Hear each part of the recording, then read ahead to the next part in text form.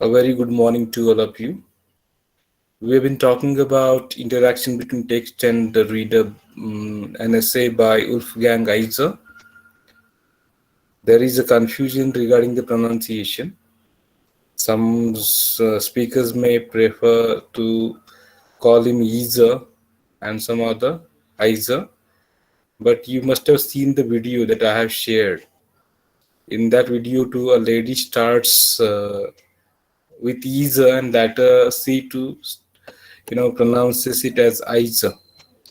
Okay, so these are foreign names, so there can be certain issues related to the pronunciation because that's the German name.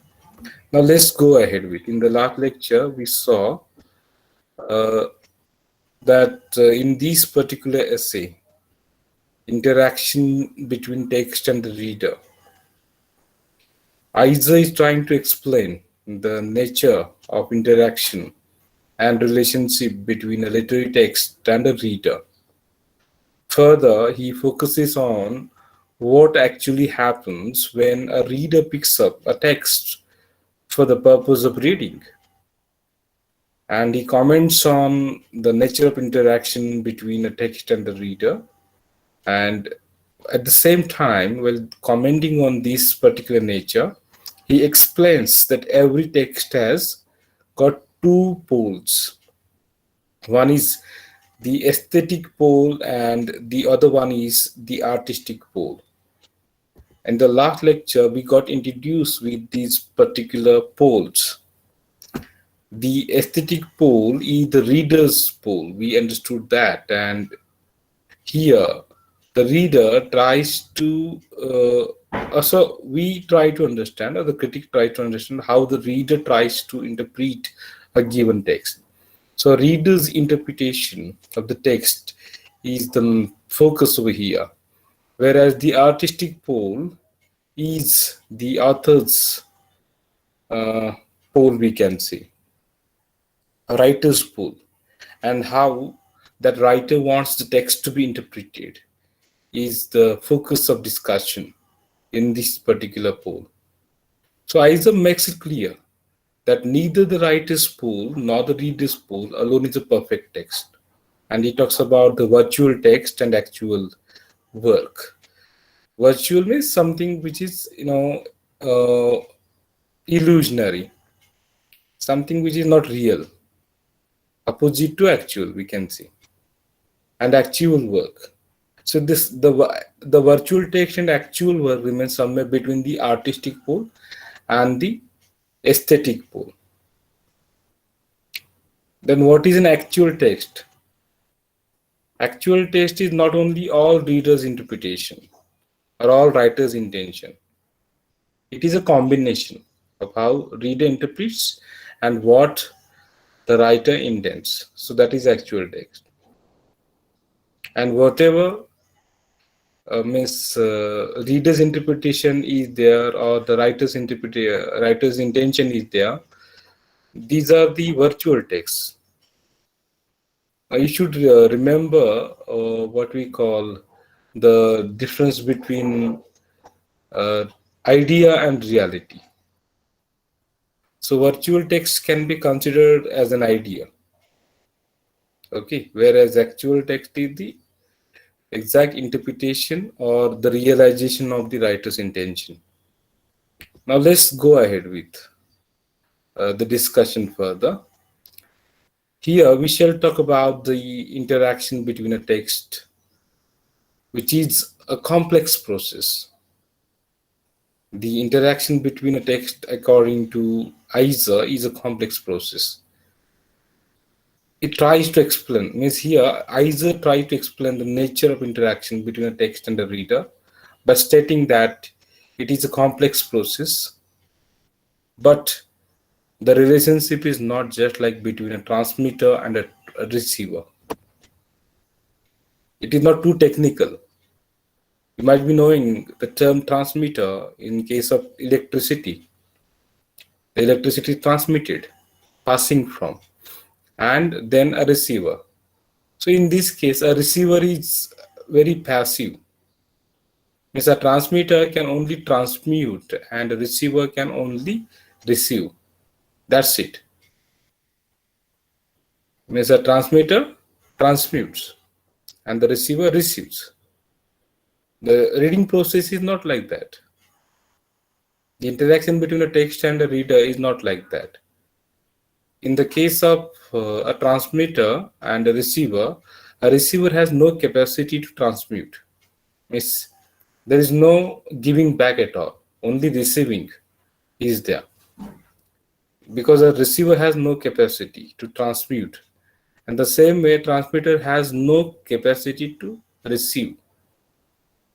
Means we need to understand that the interaction between a text and a reader is not as simple as the as simple as the relationship between a transmitter and a receiver, because these are scientific instruments.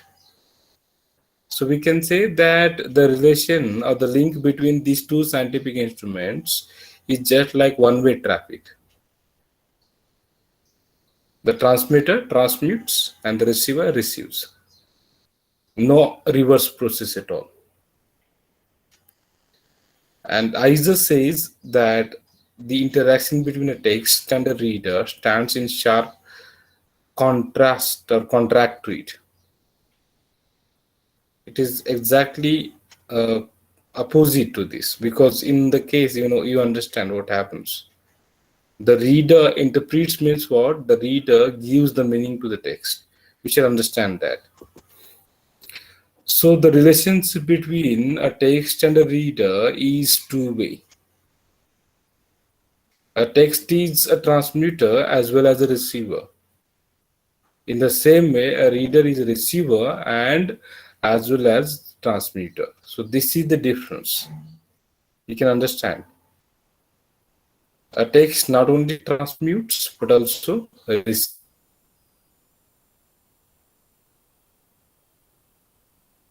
And same in the case of a reader. Reader is a receiver first, and then he also or she also transmutes. What exactly? When the reader reads a text, he performs a receiver, the function of receiver, the role of receiver. And when he interprets, he transmutes. So in this case, we can understand when the reader reads the text, he performs a receiver's function, and the text is a transmitter. But when reader reacts upon that text after reading, okay, the reader steps in the role of a transmitter. When the reader gives some reaction, some interpretation, then time the reader is no more simple receiver. He steps in the role of a transmitter, and a text then time becomes the receiver. So this is how we can understand that the relationship between a text and a reader is just like two-way traffic, not one-way traffic, as we understood in the case of the transmitter and the receiver. And this process, this process is governed by certain factors. We shall try to understand the governing conditions in this particular process. Now, every scientific instrument functions because of certain law of physics. In case of language, as you studied in the last semester, Saussure and Chomsky talk about the underlying system. This underlying system is a kind of governing condition. So the interaction between text and a reader is a complex process. And this process is governed by certain conditions. These conditions or factors have their own influence on the interaction between text and reader. Now, what are these conditions or factors? The basic three factors are mentioned by Isa here. The basic three factors to govern this interaction include time, space, and depth. These are the important three factors which govern the interaction between text and reader. Now let's try to understand what he means by these three factors.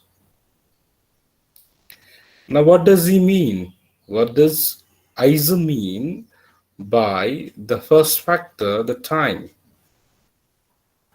The time in which that work is written, a particular work. Let's say William Shakespeare's The Merchant of Venice, Hamlet, or Henry the Fourth, etc.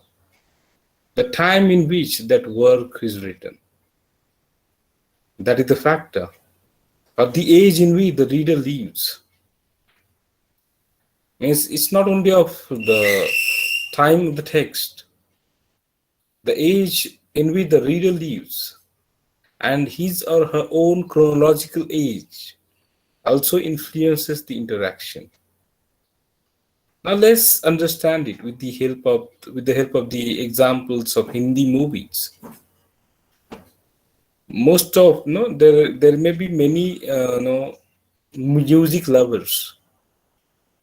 Many music lovers have a fascination for old songs, and they criticize the new songs. Okay, but the time in which those songs were composed had a different kind of conditions, and the time that which in which we are living today is different from that in which those songs were composed. When we compare it, your interpretation, your approach, your attitude towards the songs may vary, may change.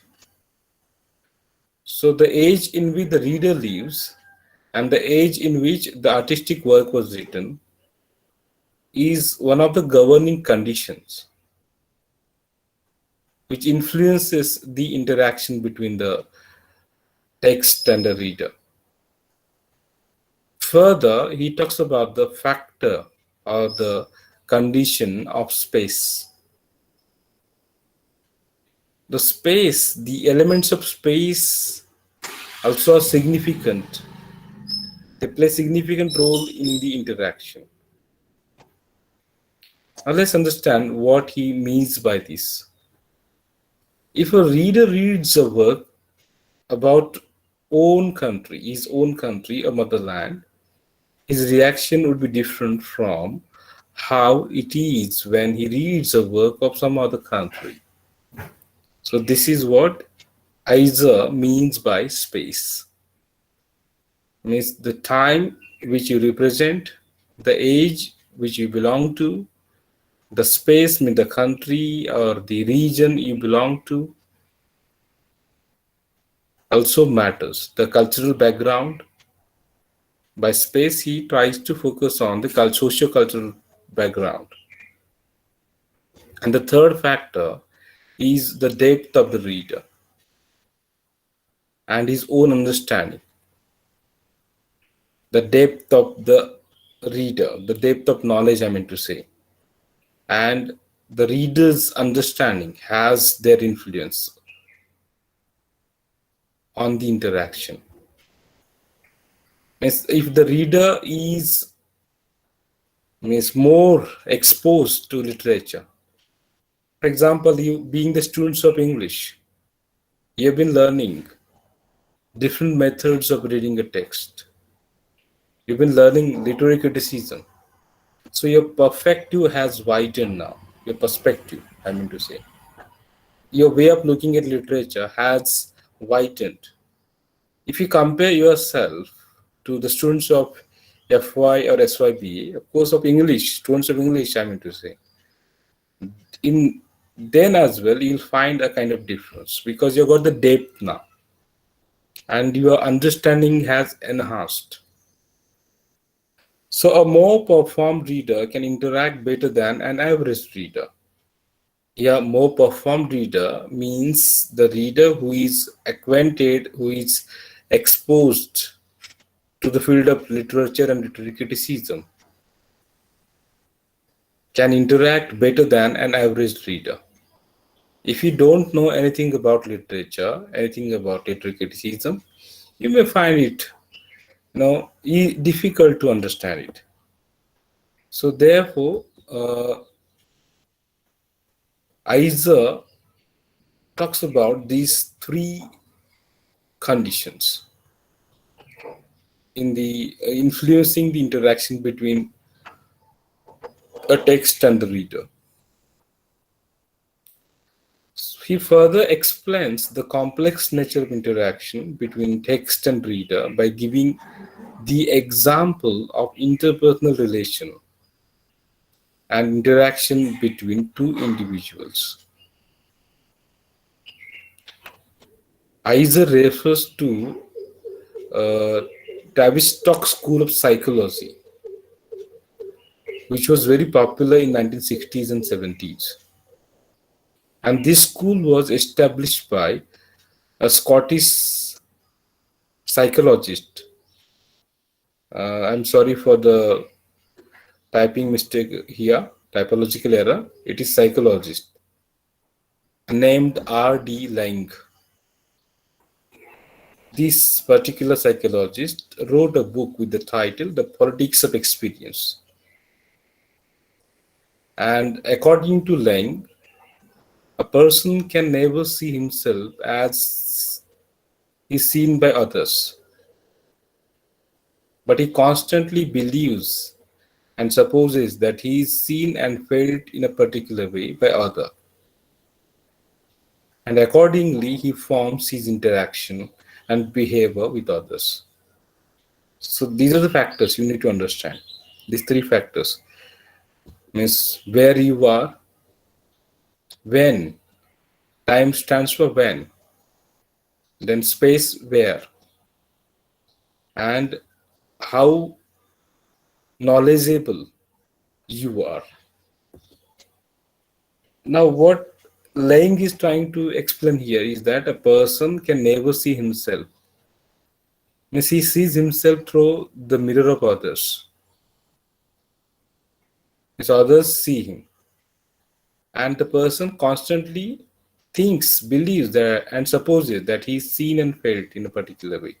Just when you go to a wedding function, the way we behave, you know, we are aware of that, the fact that we are seen and felt in a particular way by others. We can understand what other will think, and accordingly a person forms his interaction and behavior with others. So this is what Lang says through this example.